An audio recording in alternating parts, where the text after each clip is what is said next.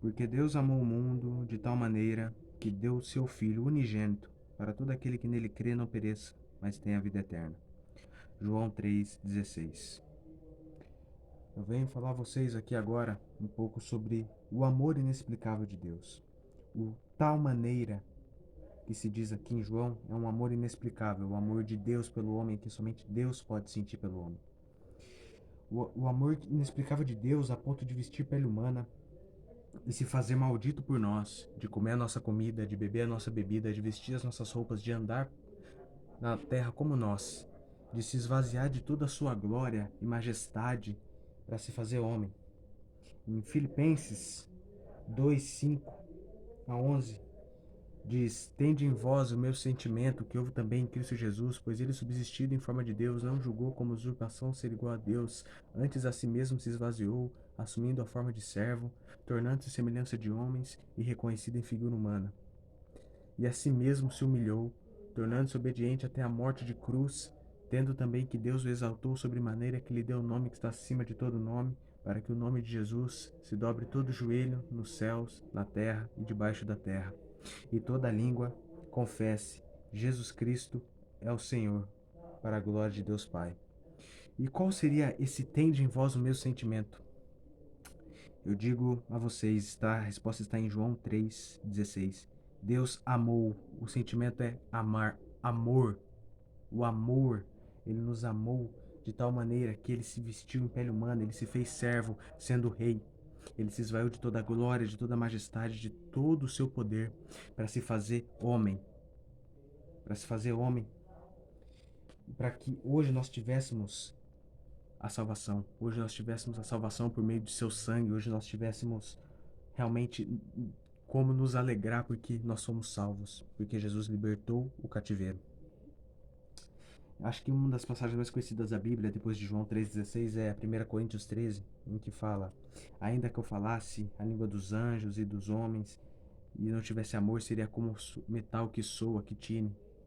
E realmente, amados, é o que nós devemos ter na nossa vida, o amor, o puro e mais simples amor, o amor de Jesus. Em todos os mandamentos, Jesus ele resumiu em um único sentimento, o amor. Amarás o teu Deus de todo o teu coração, de todo o teu entendimento, e ao teu próximo como a ti mesmo. O amor que cuida, o amor que protege, o amor que guarda, o puro e mais simples amor.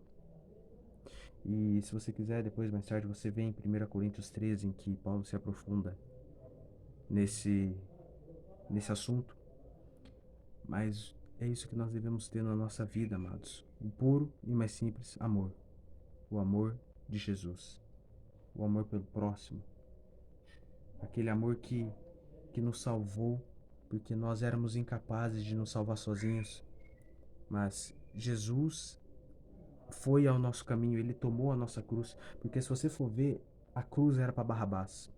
A ponto de que tiveram que deslocar o ombro de Jesus para que ele coubesse na cruz ali. Porque provavelmente a Barrabás ele era mais alto do que Jesus. E se você for ver o nome de Barrabás, quer dizer Bar-Abás. Bar é filho, Abás, pai, filhos do pai. E quem é conhecido como filhos do pai hoje, amados? Sim, somos nós. Então ali já era Deus falando que Jesus tinha tomado o nosso lugar. Ele nos salvou. Ele te salvou porque ele te amou.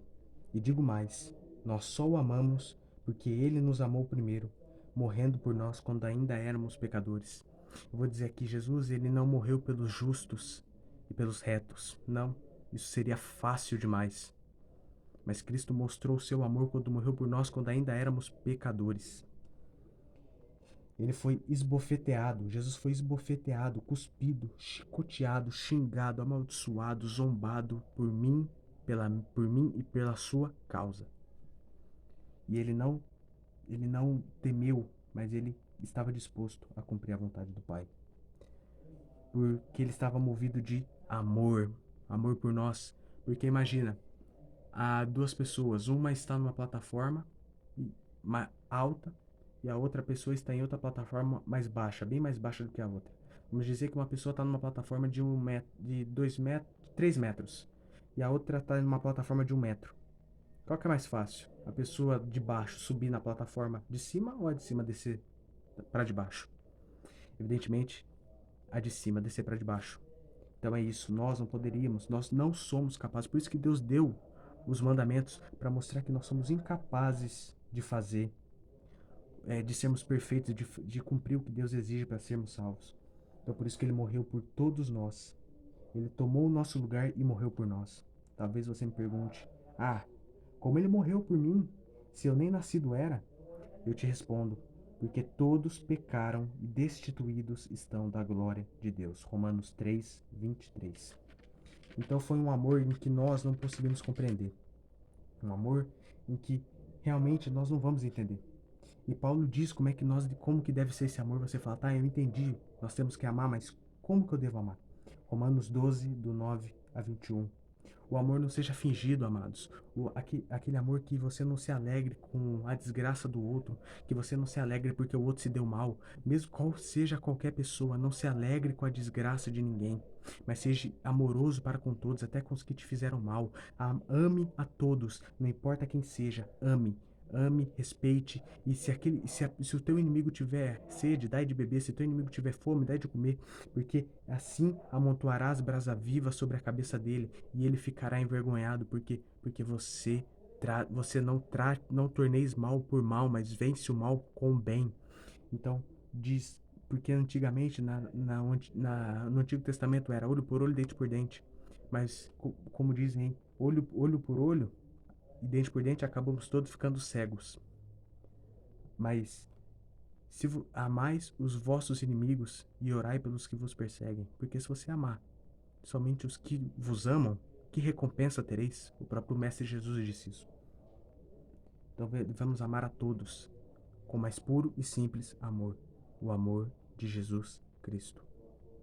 Então, o amor que não sente inveja, o amor que não odeia, o amor que não fala mal, o amor que não julga, o amor que não aponta o dedo quando você erra, mas o amor que te estende a mão quando você cai. Esse amor. Então, é isso que eu quero falar para vocês. Amem uns aos outros. Para confirmar essa tese minha, eu digo a vocês em Colossenses 1:13, 12, 1, 12, 13 e 14. Dando graças ao Pai, que nos fez idôneos para participar da herança dos santos na luz. 13. O qual nos tirou da potestade das trevas e nos transportou para o reino do Filho do seu amor. 14. Em quem temos redenção dos pecados pelo seu sangue, remidos pelo sangue de Jesus. Então, porque em Hebreus fala, sem derramamento de sangue não há remissão dos pecados, era necessário que Jesus morresse para que nós tivéssemos a nossa salvação. E nada vai poder nos transportar, nada vai poder nos separar desse amor. Lá em Romanos 8, 38 e 39 diz: porque estou certo que nem morte, nem vida, nem anjos, nem demônios, nem presente, nem futuro, nem altura, nem profundidade, nem alguma outra criatura nos poderá separar do amor de Deus que está em Cristo Jesus, nosso Senhor. Ele nos amou e esse amor é tão grande, tão infinito, que nada vai poder nos separar desse amor. Eu quero dizer a vocês, meus amados, Jesus nos amou e nada vai nos separar do amor de Jesus. E esse amor não tem nada a ver conosco, mas com Ele. Ele que escolheu nos salvar, morrer e ressuscitar por nós, triunfando sobre todos os inimigos na cruz. Aí você me fala: como assim? Se Jesus ele era o Filho de Deus, ele é.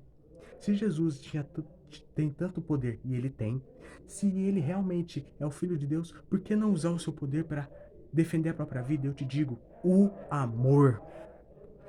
Porque quando você vê em, no episódio ali em que Jesus está no Getsemane, sendo totalmente, como se diz a palavra ali, sendo realmente aprensado, realmente, sendo, né, esmagado ali espiritualmente, e os soldados vêm prendê-lo, e Pedro se revolta e diz: não, vocês não vão prender o meu mestre. Ele pega a espada e tenta acertar Malco desvia, arranca a orelha de Malco, e Jesus fala: embanha a tua espada, Pedro, porque os que vivem pela espada morrerão pela espada. E ele fala: caso se eu pedisse ao meu pai, ele não enviaria 12 legiões de anjos. Uma legião, amado, de anjos tem 6.000 anjos. 12 legiões são 72.000 anjos. para proteger somente Jesus. Se um anjo matou 850 mil pessoas lá na época do rei Ezequias, quanto que não fazem 72 mil? Então ele estava movido de amor.